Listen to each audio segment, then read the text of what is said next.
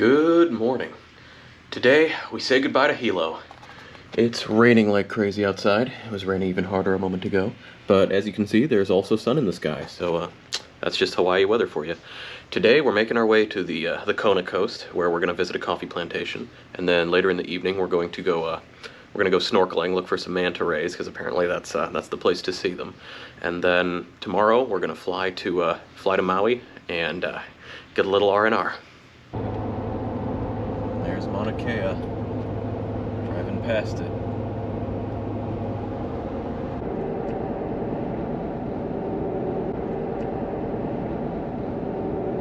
We're passing the military base. Yep.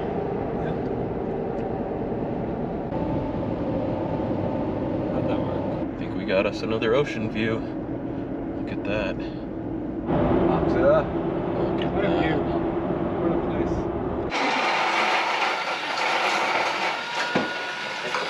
Helping the cherries turn into that ripening stage, and then the sun kind of cools them off, and then they grow. So this is the Hala Tree Coffee Farm. It was established about 100 years ago by a Japanese family. They grow coffee right here on the slopes of the mountain right outside of Kona. So if you look, these stumps are the original coffee trees planted in the area. And they just keep chopping them back once they get about 5 years old and they stop producing high-quality coffee. We got here just at the right time to see them in bloom. They only do this for a little less than a week every year. In a few months, these will form the coffee cherries, which will then get picked. They'll have the skins milled off, and then they'll be put through this sort of drying process that'll dry them out into beans. They'll have the husks removed, and then they'll be roasted, and that creates the coffee that we have today.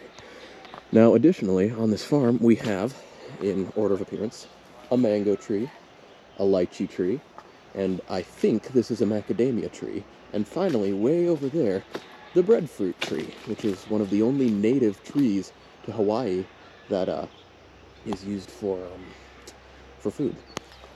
So over here, we're going to get to sample a few different varietals of coffee with a few different mechanisms. The first one is going to be a honey roast, which is where they don't remove the mucilage from the beans before they roast it.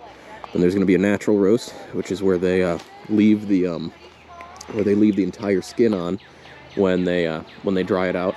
And then finally, there's going to be something called a pea coffee roast, which is these very specific single lobe beans that apparently taste a little bit different. So, I'm excited.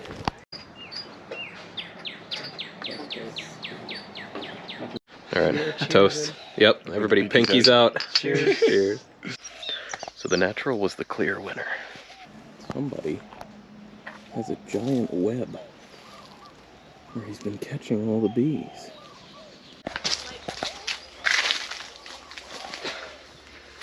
Also, there's tons of giant webs everywhere. Like, look at the size of this spider web.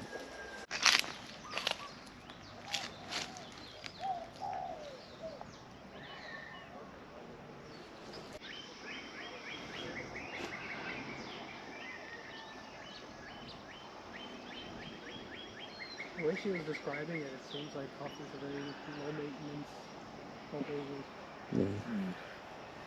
Except for the picking season. Yeah. And here's the roaster and the enormous bags. And now we're going to try their special brew, which is SL28 beans that have been mildly fermented with Chateau wine yeast. This or is, maybe not. yeah, a little bit bitter. A very interesting aftertaste. Yeah, it has that. It's yeasty. Yeah. It tastes yeasty. Yeah. Okay. All right. That is a... That makes sense. Look at this guy. Like a little dinosaur.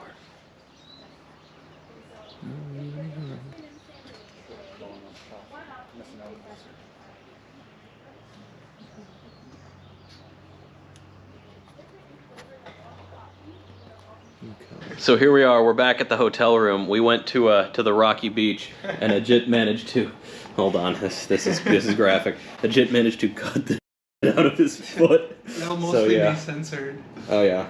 Anyway, so there's pain here, so Yeah. a jit's Life gonna is hurt. pain. Life is pain. Yeah. Yeah, there's gonna be blood all over the sheets. So we'll see what the rest of the evening looks like. Mm-hmm.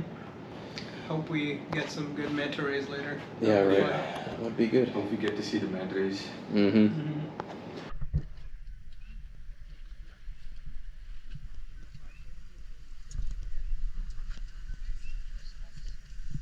Yeah, put the towels in the backrest there. And we'll make some.